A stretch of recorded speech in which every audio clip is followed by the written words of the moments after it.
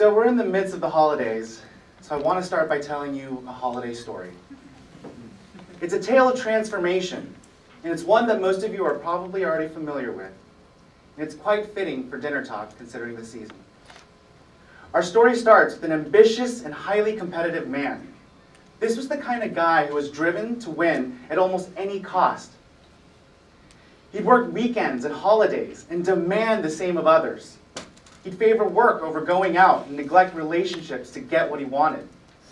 For this guy, winning meant bank accounts with 7 figures and massive estates.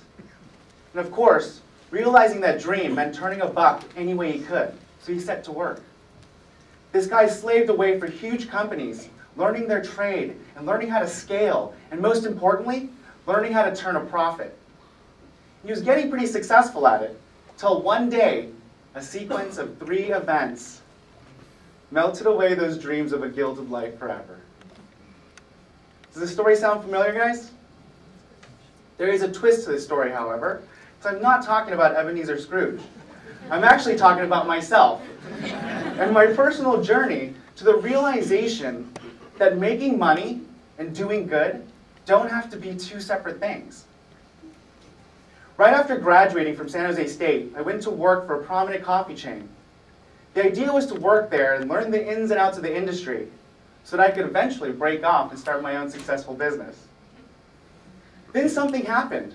I had my first visit.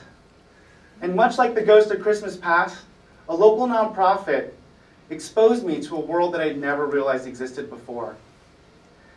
They showed me problems in life I'd never paid attention to before, let alone knew even existed.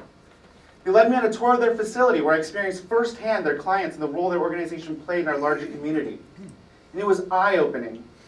And I first realized that the world was much bigger than my own. The following week, a local nonprofit made a presentation to all of the store managers in our district. This local nonprofit was called Hope Services. And they taught us that they were helping integrate people with developmental disabilities into the community. Because the second visit was so close to my first visit the previous week, this message really resonated with me. So I actually called the presenter up the next day and said, "Hey, let me buy you a cup of coffee." And I sat him down and learned more about this organization and really learned how I could really help. Not only learning about what the organization does, but how I could get involved and support and do something different. And this ended up being my second visit, but also leading up to my third visit and laying the foundation for something and someone that will change my life forever. The relationship with nonprofits grew over time, but this idea of hiring someone with developmental disabilities in my store stuck with me. And eventually, with a lot of work and a lot of hardships, we were able to achieve it. And I hired a gentleman named Jeremy. And he had completely changed my perspective on life. Up until that point, my life was always about finding ways to make money and to be successful in the most traditional sense.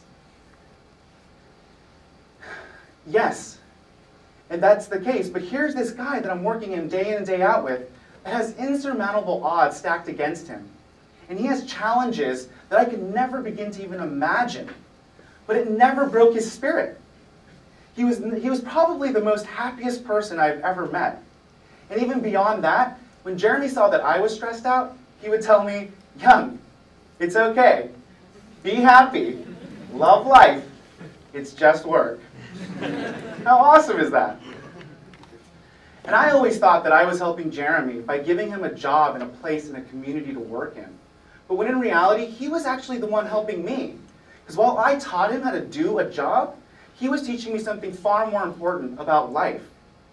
And that's that I was slaving away working towards a future of making as much money as I could in the hopes that it would bring me happiness. When in fact, Jeremy was already showing me that you could be happy every single day without any of it. But here's where it gets really, really interesting. To my wonderment, our customers gravitated towards Jeremy like he was going out of style. I mean, it was insanity. Our sales increased at our store by over 30%. I mean, that is incredible numbers for any business industry, let alone something like a coffee shop. And the majority of our sales came from the people in the community that wanted to support Jeremy and wanted to interact with him in our store. Some of our customers would actually drive over 20 miles just to buy a cup of coffee at that store location to support Jeremy's job. It's pretty amazing, and Jeremy went off to be quite famous, actually. He was in local press, he got recognized by the city, he even starred in a documentary that actually got screened in the Cannes Film Festival. So needless to say, he's probably one of the most famous people that I know. But this story isn't about Jeremy's fame. It's an idea that my experience with Jeremy imparted upon me that changed me forever. And it's this idea that we don't need to separate doing good and making money. In fact, when we combine these two, the sum is actually greater than its parts. For example, let's take Jeremy and the idea of him getting a job and finding a community to belong to. That feels good, and that's the right thing to do. And here's this nonprofit trying to focus on helping people like Jeremy to find a place and integrate into the community. The missing piece has always been the business. It's the business where I could come in and say, hey, I have a job and I'm going to hire Jeremy because it's good and it's the right thing to do. And as an unanticipated outcome, I generated revenue beyond my wildest imagination. Everyone won. And that was amazing to me. It was a win-win-win situation. And I'm sitting there going, why aren't all businesses doing this? But unlike Scrooge, who was welcomed with open arms after his transformation, I received quite a different response for encouraging this business model.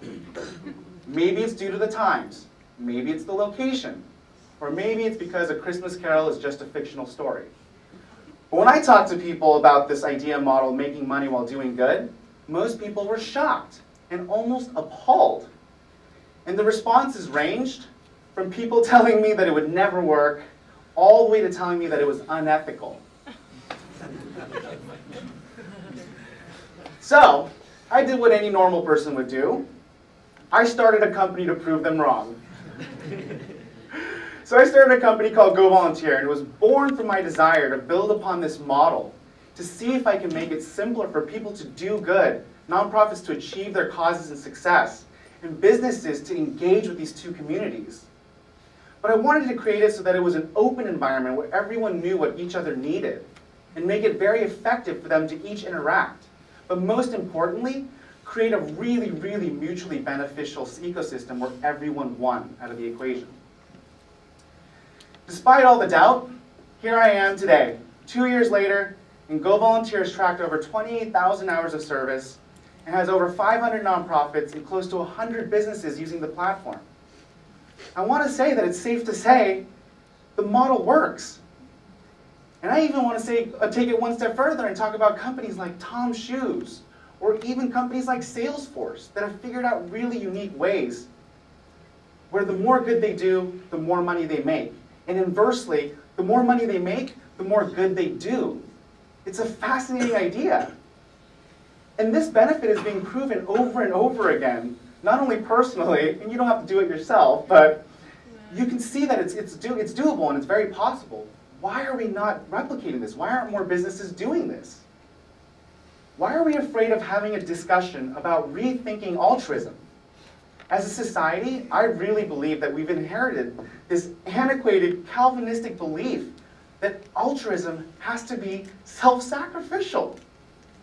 Why? Why are we still subscribed to this model that personal benefit cannot come from doing good?